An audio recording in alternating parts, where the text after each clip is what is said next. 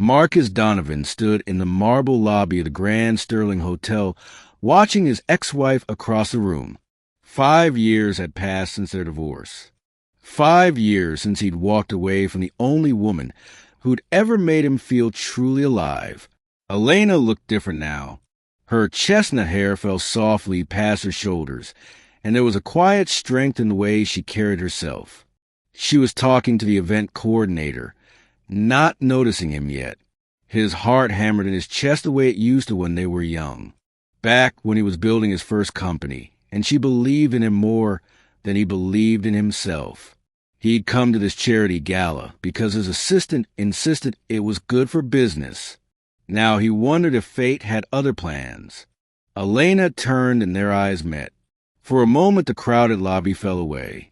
She didn't smile, but she didn't look away either. Marcus crossed the polished floor, his expensive shoes clicking against the stone. Elena, Marcus. Her voice was steady, but he caught the slight tremor underneath. You look well. So, do you? The pleasantries fell hollow after everything they'd shared. 10 years of marriage. A love that once felt unbreakable. Until ambition and misunderstanding tore them apart. Can we talk? He asked, somewhere private. Elena hesitated. She glanced toward the exit, as if calculating her escape.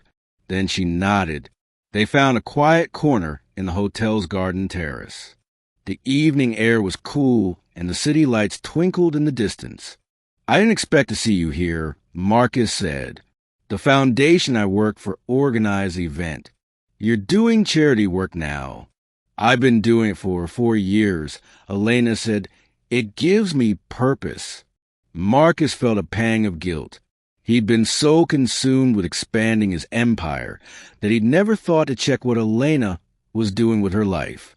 I've thought about you, he admitted, more than I should. Have you? There was something guarded in her expression. Every day, he said quietly. I made mistakes, Elena. I put everything else before us. Before you. Yes, you did. Her honesty cut, but he deserved it. I was angry for a long time. Elena continued, angry at you for choosing your work over our marriage. Angry at myself for not fighting harder. I'm sorry.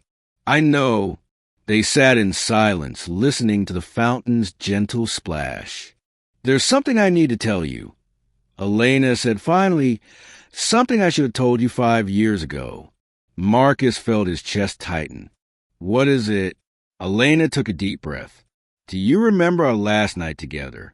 Before you moved out? How could he forget? They'd both been exhausted from months of arguing. He'd come home late from a business trip. They'd share a bottle of wine, and for a few hours it felt like old times. They'd made love with a tenderness that felt like goodbye. The next morning he'd packed his things. I remember. I found out 2 weeks after you left. Elena said, her voice barely above a whisper, I was pregnant. The world stopped. Marcus stared at her, unable to process the words. What? I was going to tell you. Elena continued, I picked up the phone 100 times. But then I saw the news about your company going public. Your engagement to that CEO 6 months later. You'd moved on so quickly. I never moved on, Marcus said, his voice rough. That engagement lasted 3 months. It was a mistake. Everything after you was a mistake. I didn't know that. Where Marcus managed to ask was, Elena said softly, her name is Sophie. She's 4 years old. A daughter. He had a daughter.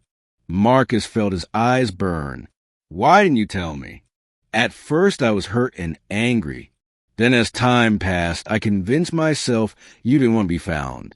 That you were happier without us. Happier? Marcus stood abruptly pacing the terrace. Elena, I've been miserable. I threw myself into work because it was the only thing that didn't remind me of what I'd lost. I'm sorry. Can I? He turned to face her. Can I meet her? Elena studied him for a long moment.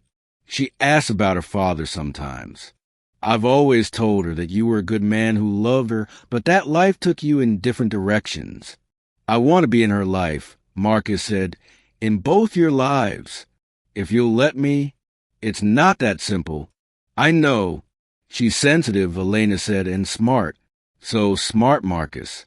She asked questions about everything. Pride and grief washed over him in equal measure. What is she like?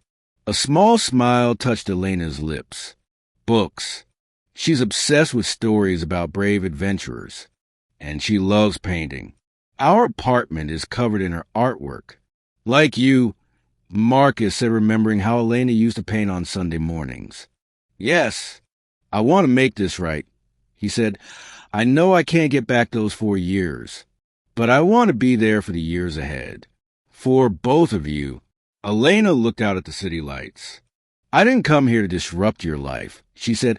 I just thought after all this time you deserved to know the truth. Come to dinner. Marcus said, tomorrow night, bring Sophie. Let me meet her.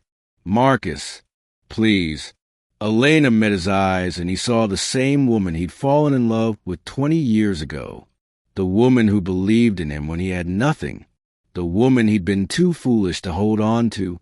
Okay, she said finally, tomorrow night. Marcus felt something shift in his chest. A weight he'd carried for 5 years beginning to lift. Thank you.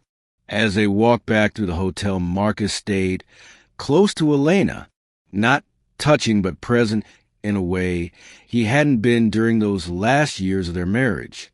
At the lobby entrance, Elena paused. She has your eyes, she said, and your stubborn determination. Marcus smiled despite the tears threatening to fall. I can't wait to meet her. Elena nodded, and for the first time that evening she smiled. A real smile that reminded him of all the mornings they'd woken up together, all the dreams they'd once shared. 7 o'clock. She said, don't be late. I won't. As Marcus watched Elena disappear into the night, he felt something he hadn't felt in years. Hope. Tomorrow he would meet his daughter. Tomorrow he would begin to rebuild what he'd broken. And maybe if he was very lucky, he'd find his way back to the woman who still held his heart. The story wasn't over. It was just beginning again.